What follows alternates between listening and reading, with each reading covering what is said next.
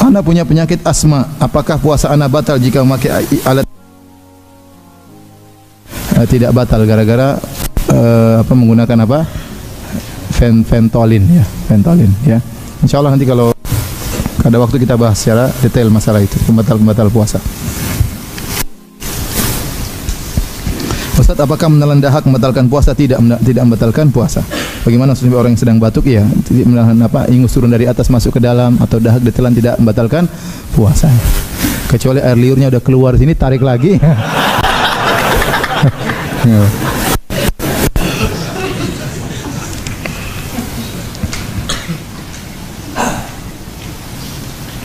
Ustaz, apakah boleh istri sholat tarawih di masjid? Ya, ini pemirsa Ahsan TV. Bolehkah istri sholat tarawih di masjid? Boleh ya. Kata Rasulullah SAW, la tamna'u ima Allahi masajidallah wa buyutuhunna khairun lahun. Janganlah kalian melarang para wanita pergi ke masjid, tetapi di rumah mereka lebih baik bagi mereka. Jadi wanita itu dimuliakan oleh Islam. Wanita kalau sholat di masjid ya, sudah dapat 27 derajat. Adapun laki-laki kalau mau dapat 27 derajat harus sholat di masjid. Wanita di rumah sudah cukup ya. Berlaku juga dalam sholat tarawih ya. Tapi kalau dia ingin ke masjid maka tidak boleh kita larang. Mungkin dia ingin lebih khusyuk mendengar bacaan imam, mungkin dia ingin sholat lebih lama karena imam bacanya lama kalau di masjid. Kalau dia sholat sendiri mungkin cepat, mungkin dia sambil duduk ingin baca Al-Quran, maka tidak mengapa karena banyak sahabiat yang sholat bersama Nabi SAW. Ibu-ibu juga sholat bersama Nabi, ada yang bawa anak mereka tatkala sholat bersama Nabi. Ini dalil bahwasanya perkaranya lapang. Mau sholat di rumah silakan, lebih afdal, tapi kalau ingin ke masjid juga tidak mengapa. Hanya saja para ulama mempersyaratkan wanita tidak boleh pakai minyak wangi ya. Ingat dia akan berhadapan dengan Allah Subhanahu wa taala. Bahkan sebagian ulama mengatakan wanita yang masyhur dengan kecantikannya, terkenal cantik, tidak boleh ke masjid. Kenapa? Karena menggoda yang lain. Ya, kalau pas-pasan tidak apa-apa ke masjid. Kalau terkenal cantik, orang tahu Ummu Fulana cantik, wah, bisa menggoda banyak orang, maka jangan ke masjid. Kalaupun dia harus ke masjid, hendaknya dia pakai cadar ya, karena wajahnya sangat cantik, takut menggoda banyak orang ya.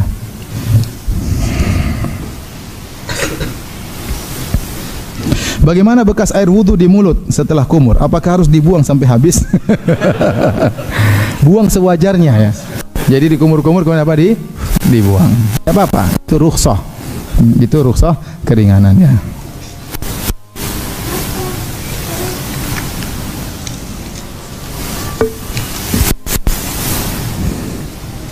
Jadi saya nggak apa, saya bahas ya. Khawatir nanti tidak sempat lagi ya. Nggak tahu minggu depan masih ada pengajian. Ya, masih ada pengajian. Tarawih. Materinya masih Ramadan apa bukan? Hah? Materinya masih Ramadan. Masih Ramadan ya sudah, karena masih banyak pembahasan Ramadan belum selesai. Ya sudah, nanti ya, berkaitan masalah batal puasa kita bahas insyaallah pekan depan ya, habis tarawih.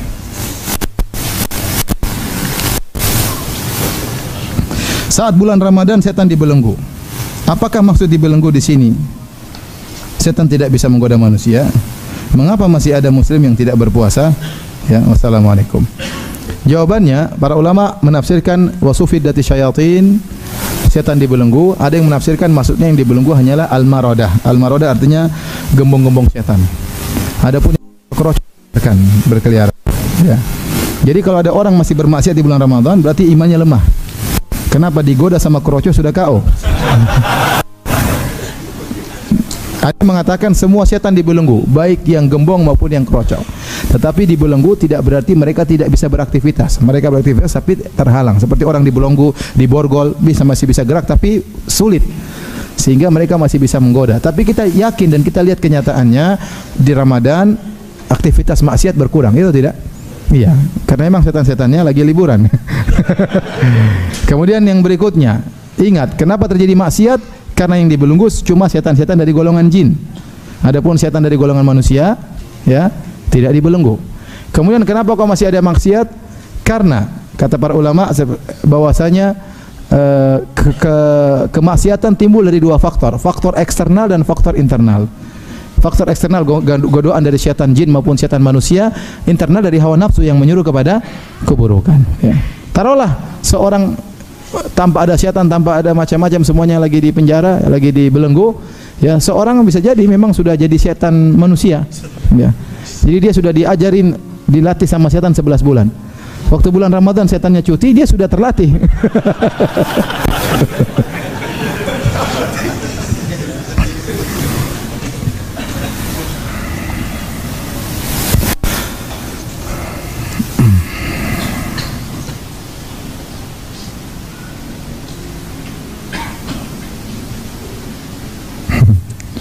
Banyak pertanyaan-pertanyaan yang susah ya, saya tidak bisa jawab. InsyaAllah masalah fidyah, masalah pembatal puasa kita tunda pekan depan. Ya, mohon ditanyakan lagi pekan depan. Demikian saja kajian kita para hadirin hadirat yang dirahmati Allah Subhanahu wa taala. Kurang lebihnya saya mohon maaf. Kita tutup kafaratul majlis. Subhanakallah bihamdik asyhadu an la ilaha illa anta astaghfiruka wa atubu ilaik. Assalamualaikum warahmatullahi wabarakatuh. Ustaz, bagaimana cara bertobat dari sebuah kezaliman yang terkadang kita sendiri lupa? Jangan khawatir, nanti ente akan ingat hari kiamat. Benar. Allah mengatakan ahsahullahu wa nasuh. Allah catat sementara mereka lupa. Allah mengatakan yauma yatadzakkarul insanu ma sa'a. Hari di mana? Hari kiamat seorang manusia akan ingat seluruh yang pernah dia lakukan. Ya. Maka hati-hati. Terlalu banyak kita berbuat zalim sama orang sehingga kita lupa siapa yang dizalimi. Ya. Maka seorang menjaga lisannya, ya, menjaga komentarnya, ya. Perbuatan zalim banyak tersebar di Facebook, di media sosial. Ada orang hobinya komentar, ya. Ya. Ilmunya copas, ya. Makanya hati-hati, ya. Kalau kita sudah lupa, maka kita bertakwa kepada Allah, bertobat dengan sungguhnya. Yang kita ingat segera kita minta dihalalkan, yang sudah kita lupakan ya sudah, mudah-mudahan Allah mengampuni dosa kita.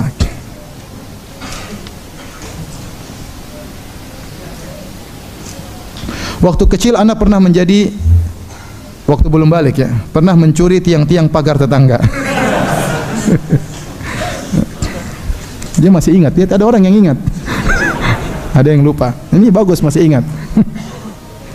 Sekarang anak sudah beberapa kali pindah dan lupa tetangga siapa yang tiang-tiangnya saya curi. Bisakah atau bagaimana cara anak menghalalkannya? Apa karena belum balik anak tidak ada dosanya? Kalau ingat tetangga yang kita pernah curi tiang-tiang pagarnya, kita segera datang minta maaf. Tidak apa-apa, cari, ingat-ingat, coba dikembalikan ya, memorinya. Dulu saya pertama kali orang tua saya tinggal sama siapa? Tanya orang tua. Dulu itu siapa tetangga yang saya yang saya ambil tiangnya. Mungkin mama ingat, mungkin bapak ingat, datang ke dia minta maaf ya. Bayar kalau saya dulu pernah enggak ngerti. Dia pasti orang, insyaallah tidak semua orang jahat. Kita datang mungkin dia terima dengan baik, apalagi kita datang bawa oleh-oleh. Oh, tetangga saya yang lama. Ya, kan dia mungkin senang ya. Tapi berusaha. Kalau enggak bisa ternyata sudah lupa siapa juga, maka kita banyak doain dia. Semoga dia diampuni oleh Allah Subhanahu wa taala. Dengan sering mendoakan dia diampuni, semoga kita diampuni oleh Allah Subhanahu wa taala.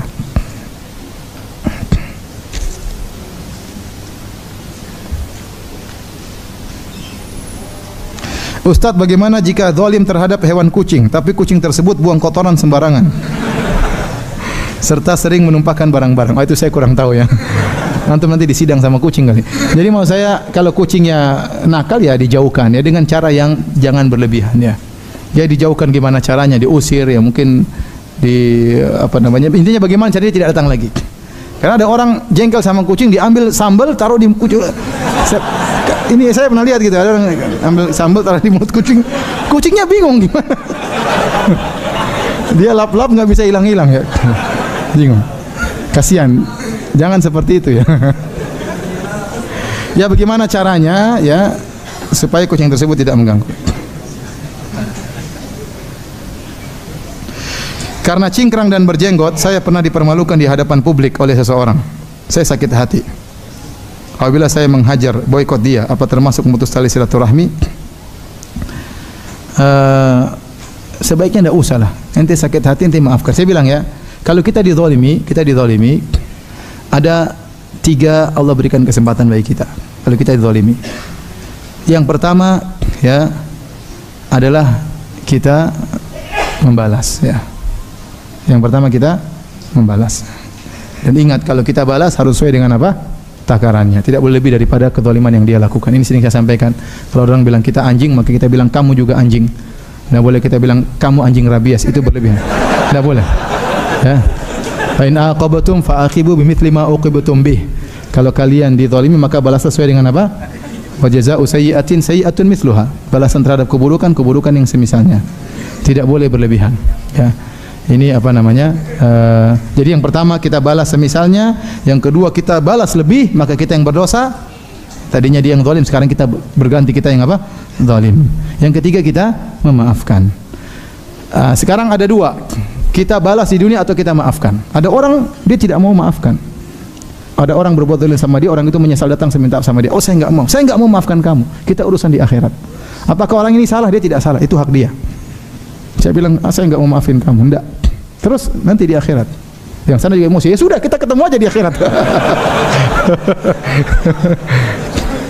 Jadi dia punya hak dua. Ya. Yang penting jangan dia membalas lebih.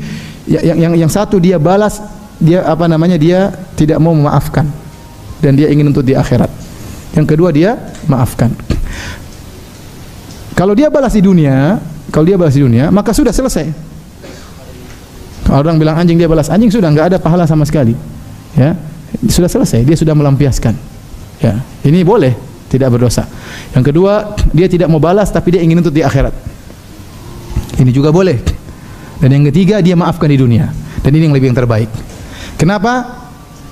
Kalau dia maafkan di dunia, maka pahala memaafkan itu lebih banyak daripada transferan pahala orang tersebut kalau dia tidak maafkan. Saya ulangi, kalau dia maafkan di dunia, maka pahalanya lebih banyak daripada transferan pahala orang yang tidak mau dia maafkan nanti di akhirat. Karena inilah yang dianjurkan oleh Allah Subhanahu wa taala. Wa man afa wa aslaha fa ajruhu 'ala Allah. Barang siapa yang memaafkan, berbuat baik, maka pahalanya di sisi Allah. Kata Allah, wal ya'fu wal yasfahu ala tuhibbuna ayaghfirallahu lakum. Hendaknya kalian maafkan dan berlapang dada, apa kalian tidak ingin diampuni oleh Allah Subhanahu wa taala. Dan orang yang maafkan hidupnya tentram. Sudah selesai, dia maafkan, biarin aja lah. Itu orang enggak ngerti, bahlul, mau diapain ini sudah. Mau diurusin semua orang yang menghina kita, dia tidak ngerti mau diapain. Dia dihasut oleh orang-orang enggak benar, dia diprovokatari, mau apa? Ente mau sakit hati, ente juga tersiksa. Kalau ente maafkan, ente enak di dunia, di akhirat juga pahalanya lebih besar ya. Seperti tadi, Ustaz, dia ngejek saya gara-gara saya cingkrang dan jenggot, saya mau hajar dia. Ente hajar juga tidak ada manfaat, ente boykot, dia punya teman banyak ya. Iya. Ya, sudah ente tidak mau main sama saya punya teman masih banyak. Ya, sudah biarin aja. Kalau zaman dulu iya, zaman dahulu ada orang bermaksiat diboikot, dia akan taubat karena dulu zaman salafus saleh orang banyak bertakwa. Kalau orang tidak salat, minum khamar, tidak ada yang temani, dia akan bertaubat karena dia tersiksa tidak ada temannya. Coba kalau sekarang ada orang tidak salat, saya enggak mau main sama kamu, teman yang tidak salat masih banyak. Enggak ngaruh ya. Bagaimana kalau semisal saya punya hutang terus saya bayar hutang itu kepada saudaranya karena orang yang saya hutangi sudah meninggal? Mohon penjelasannya. Sebaiknya kita memberi kepada ahli warisnya. Kalau orang tersebut sudah meninggal, berarti uang tadi berpindah kepada ahli warisnya. Kalau ahli warisnya tidak ada, ya kita kasih siapa saja dengan niat pahala untuk orang tersebut ya. Tapi kalau ada ahli warisnya, harusnya ahli warisnya yang terima. Apakah boleh saya menggunakan alat inhaler melegakan hidung tersumbat karena pilek pada saat saya berpuasa? Tidak jadi masalah. Inhaler atau Ventolin untuk orang yang asma tidak membatalkan puasa menurut pendapat yang kuat.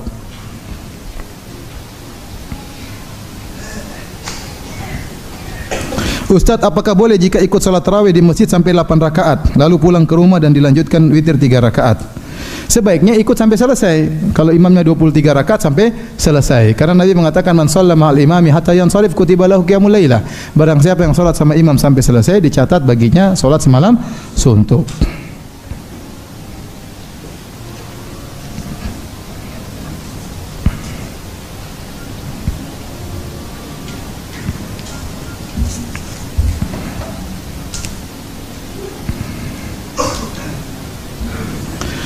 Bagaimana hukumnya melewati orang yang sedang duduk dalam satu masjid untuk mendapat saf terdepan karena kosong? Ya, kita dengan sopan ya. Kalau memang benar-benar kosong, kita bilang permisi untuk apa? Lewat. Jadi tidak langsung loncat-loncat, tidak boleh melangkahi mengganggu. Tapi bilang permisi agar bisa sampai ke tujuan tersebut ya. Jadi tidak menyakiti orang lain ya. Dan tidak boleh mengambil ya tempat orang. Kalau ada orang di situ kemudian dia pergi sebentar, jangan kita ambil posisi dia ya. Tidak boleh. Karena saya cerita nih, saya pernah di Masjid Nabawi. Jadi untuk mendapatkan saf pertama tidak mudah. Kita harus nunggu ngantri, nunggu orang depan kita pergi. Kalau dia sudah pergi baru kita masuk. Kita nungguin, kita nggak pergi kemana-mana. Pokoknya nunggu, saya saf kedua nungguin. Akhirnya orangnya mau pergi. Wah, ini kesempatan dapat saf pertama di Masjid Nabawi. Kemudian dia pergi berdiri, saya mau masuk, tiba-tiba ada orang dari jauh lempar sorbannya. Jadi kata dia punya saya, sorbannya sampai duluan. Ini kenyataan saya alami sendiri ya. Dia mau diapain, masa mau ribut di saf pertama. Semangat mendapat saf pertama tapi caranya zalim, enggak boleh seperti itu. Enggak boleh.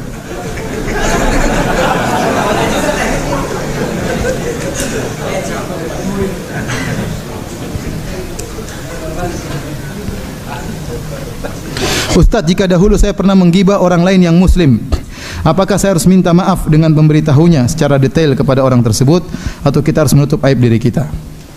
Jadi para ulama mengatakan, ini pendapat sebagian ulama, kalau ternyata kita menceritakan kita pernah menggibah dia, kemudian mudaratnya lebih besar, kemudian terjadi permusuhan, jadi kekacauan yang lebih besar, maka jangan.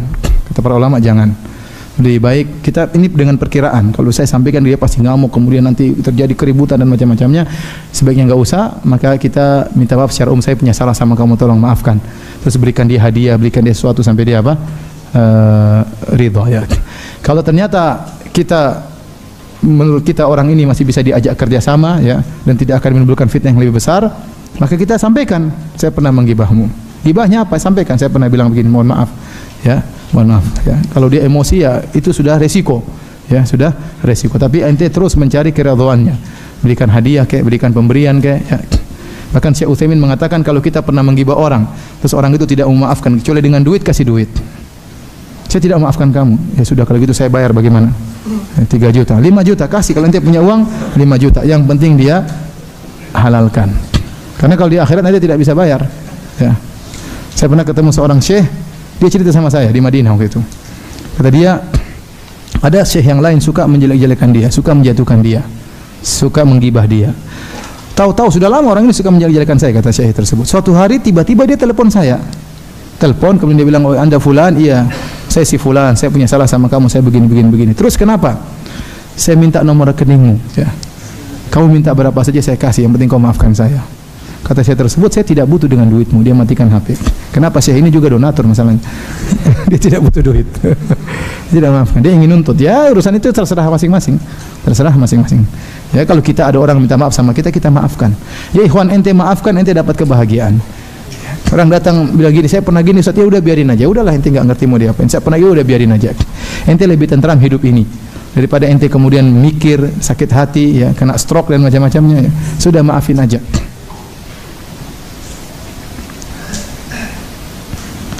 Bagaimana hukumnya menipu orang kafir tapi tujuan untuk kebaikan umat muslim? Gimana maksudnya ini?